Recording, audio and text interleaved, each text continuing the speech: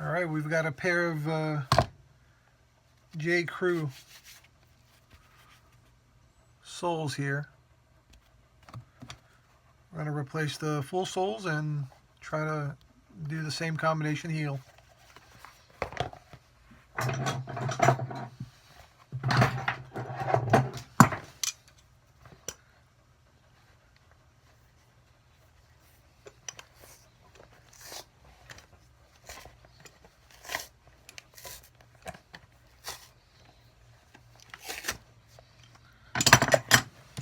Get rid of the top lift.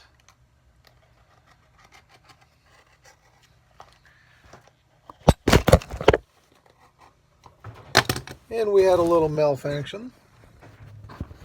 Let's try this again. My tripod is broken, so I've got the piece of tape stuck on the phone, and it's kind of dangling, so it might fall now and then. So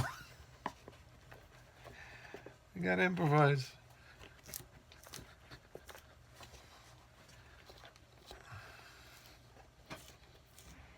Next, we remove this heel base here.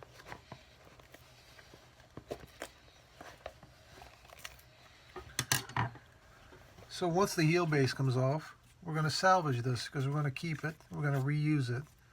It's a good solid leather base. Sometimes they make it out of cardboard, and when you're removing things, you know, it breaks and falls apart. But this one's in pretty good shape, so what we'll do is we'll keep that. And once we put the new soles on, we'll reuse it again.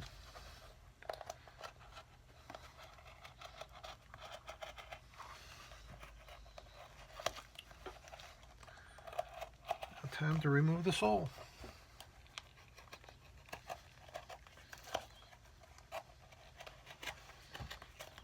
This is called a Goodyear welted construction, where you've got a piece of leather called a welt, which is this thin piece here, and the sole is stitched onto it just like that. So we have to cut that stitching in order to remove it. What some guys will do is they'll sand this down, the sole, and then that breaks the stitches, and then peel it off. I mean, there's a bunch of ways of doing it.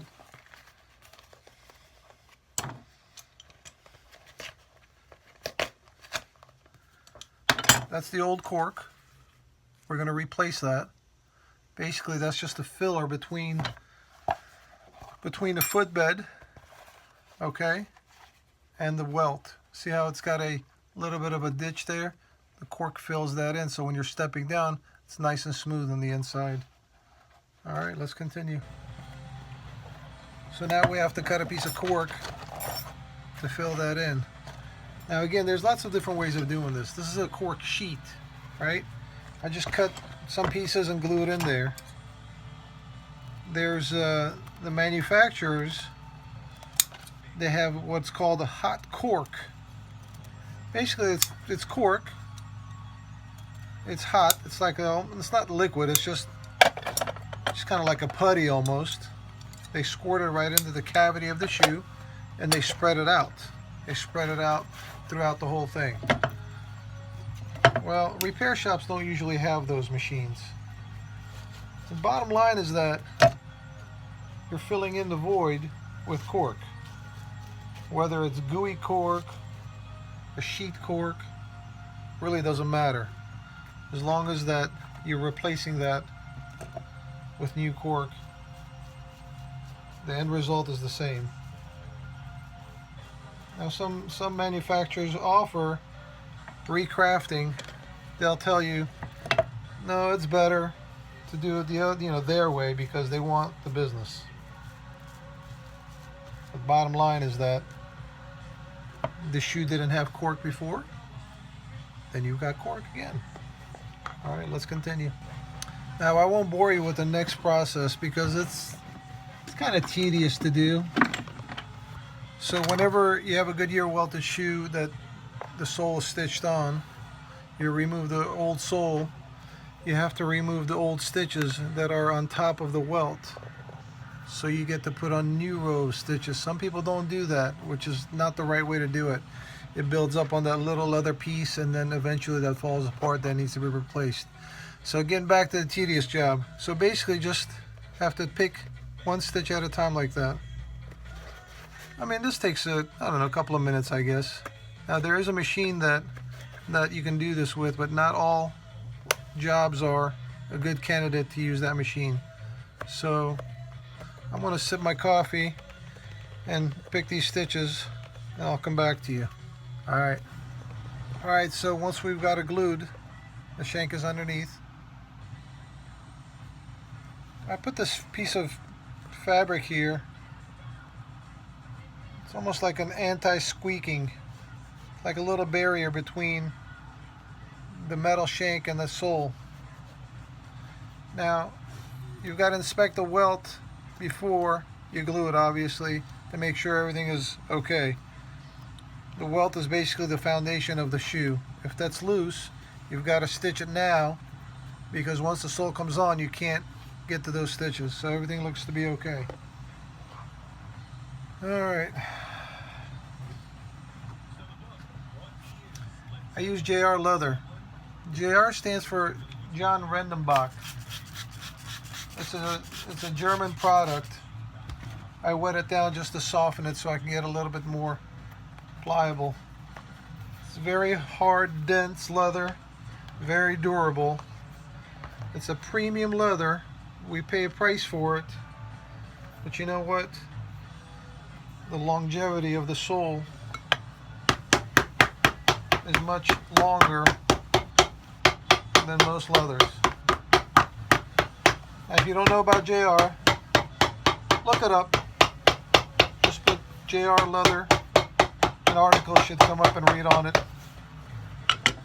If you're going to get your soles recrafted, this is definitely a good possibility for you if you want to keep your shoes a long time.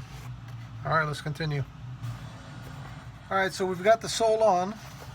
We've cut it, trimmed the edge roughly, and we open a channel right here. So next step is to stitch it. Alright, let's continue.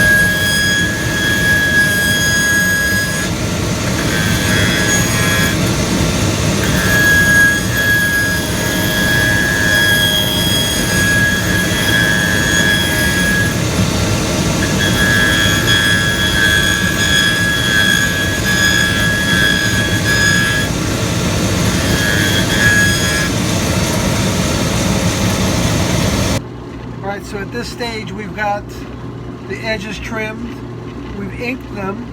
Now what we're doing is we're burnishing the edges. What burnishing means is that this little wheel right here, it's hot, and we put wax on it, and it melts the wax on the wheel, and then you press the wheel against the edges of the sole. What that's doing is it's sealing the edges. It's going to maintain that brown color in there for a lot longer than if you don't burnish it. Now again, some people don't do this. There's lots of other ways of doing repairs. This is just the way I do it.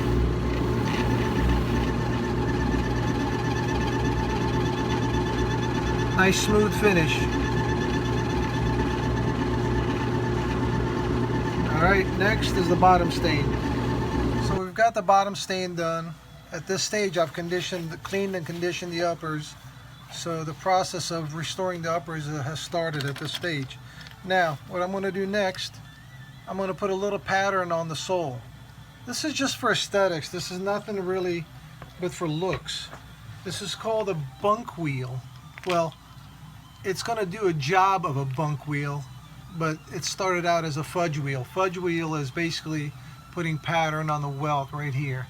So I kind of customized it a little bit to put patterns on the bottom of the soles. The bunk wheels are a little bit different than fudge wheels. They both have a purpose, but this particular one started out as a fudge wheel, and I just kind of converted it into a bunk wheel. And again, this is just the pattern we put on. Make it look okay. Give it a little decoration. And that's it. Now if you look at the original sole, it also had it. You see that? Very similar to the original sole. Alright, let's continue.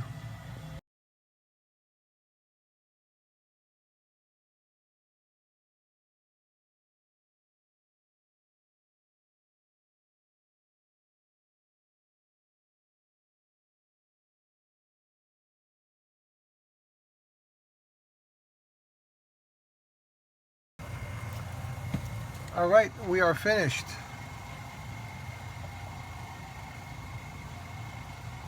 We attached the heel base, put the top lift on, put some brass nails in it, and we are done.